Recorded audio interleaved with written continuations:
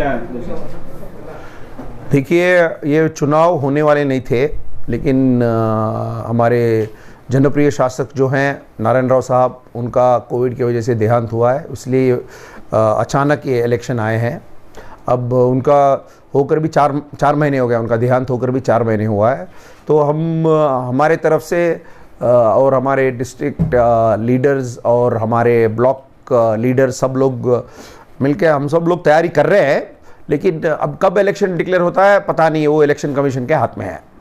Sir, last time को एक news में चल रहा था कि आपके फैमिली को जो है ऑलरेडी कांग्रेस टिकट दे चुकी है, तो फिर आपको क्यों टिकट दें, इसके बारे में? देखिए, फैमिली को टिकट दे चुकी है बोल के ये ऐसे तो एलिगेशन बोलते रहेंगे लोग, लेकिन मैं तो सिटिंग एमएलसी हूँ, है ना।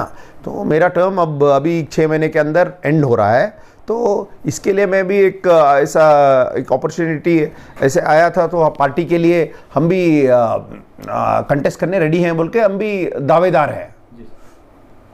सर, आने वाले इलेक्शन में कांग्रेस का क्या मुद्दा रहेगा सर? कांग्रेस के बहुत सारे मुद्दे हैं।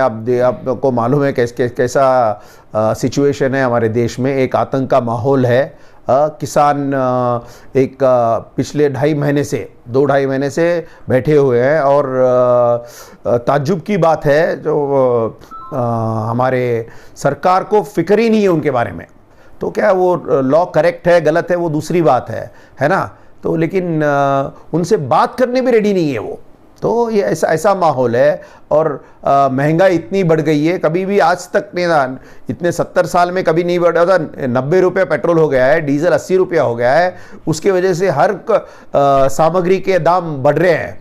तो और सरकार कुछ करती नहीं, मतलब करने का इच्छा भी नहीं रखती है ना। कल भी हम बैंगलोर में एक प्रोटेस्ट में पार्टिसिपेट करें, 2-3 जगह पार्टिसिपेट करें। वहाँ पर भी यही समझा रहे थे लोगों को, आप लोग हर चीज़ के लिए ज़्यादा पैसा दे रहे हैं, और जो सामग्री साहूकारों के लिए है उस पर टैक्स नहीं डालती गवर्नमेंट। जो गरीब यूज़ करते हैं, पेट्रोल हर आदमी यूज़ करता है ना।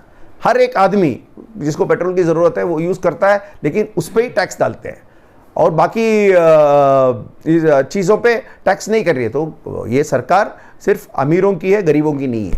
सर, ऑलरेडी आप एमएलसी हैं, फिर बसवा कल्याण से एमएलए के ट्राइब जो कर रहे हैं उसकी वजह क्या है? यहाँ के कार्यकर्ताओं का फोर्स है।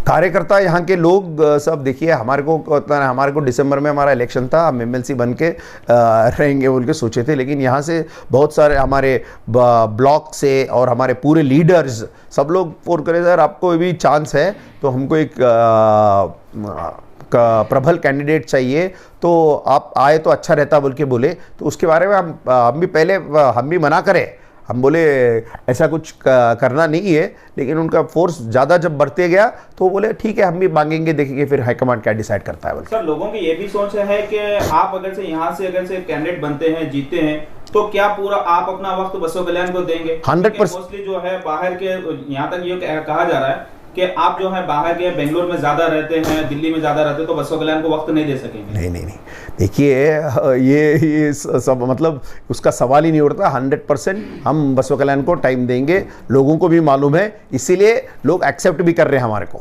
जो उनके तरफ से जो रिस्पांस मिल रहा है, अगर उनको ये लगता है कि हम नहीं रहते यहाँ पे, तो हमारे को रिस्पांस देते ही नहीं, है ना।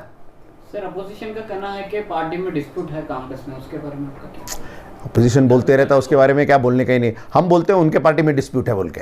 ये देखिए, ये बहुत बड़ा षड्यंत्र है। पिछले 70 साल में क्या किए, 70 साल में क्या किए बोल के, ये सिर्फ डाइवर्जन टैक्टिक है ये। और ये बात मैंने जब इलेक्शन हुआ था ना, इलेक्शन होते ही ये बात आया था कि जब 60 साल में क्या किए, 60 साल में क्या किए। अरे भाई, 60 साल में क्या किए बोल के नहीं, आपको वोट दिया है, आप क्या करोगे वो बताइए, है ना। तुम क्यों बोल रहे हो वो नहीं किया बोल के ना, तुमको क्यों वोट करके इलेक्ट किया है, क्योंकि तुम क्या करने वाले हो वो बताइए। तो हम क्या करें, हम कुछ नहीं करें, कांग्रेस वाला ये किया वो, ये करके गुमराह कर रहे हैं लोगों को।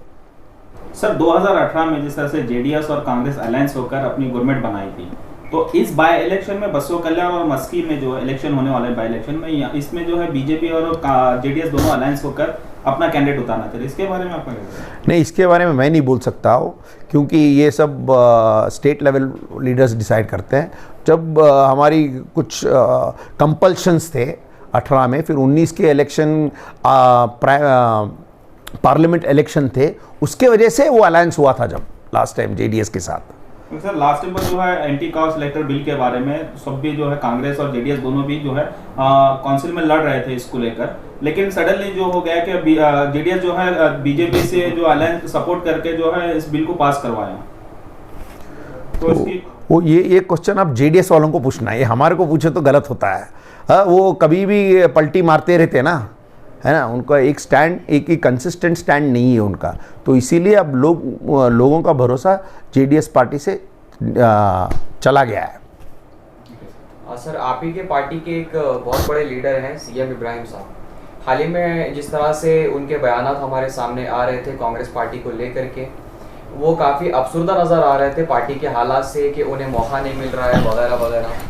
तो इस ताल्लुक से अगर मैं आप चाहता हूं कि आप एक कांग्रेस का अटूट हिस्सा होने के तौर पे जवाब दें इस चीज़ का, क्या कुछ कांग्रेस में चल रहा है कि माइनॉरिटीज़ को लेकर के इन दिनों काफ़ी अनबन नज़र आ रही है? नहीं, माइनॉरिटीज़ को लेके अनबन कुछ नहीं है, बहुत सारे दूसरे लीडर्स भी हमारे पास हैं और उनको अच्छा रिप्रेजेंटेशन भी मिल रहा है। अब हमारे जब 3 MPs नॉमिनेट हुए, उसमें एक मुसलमान हुए। अब फिर हमारे लास्ट टाइम MLC भी नॉमिनेट हुए, उसमें 2 नॉमिनेट हुए, उसमें एक मुसलमान को दिया है।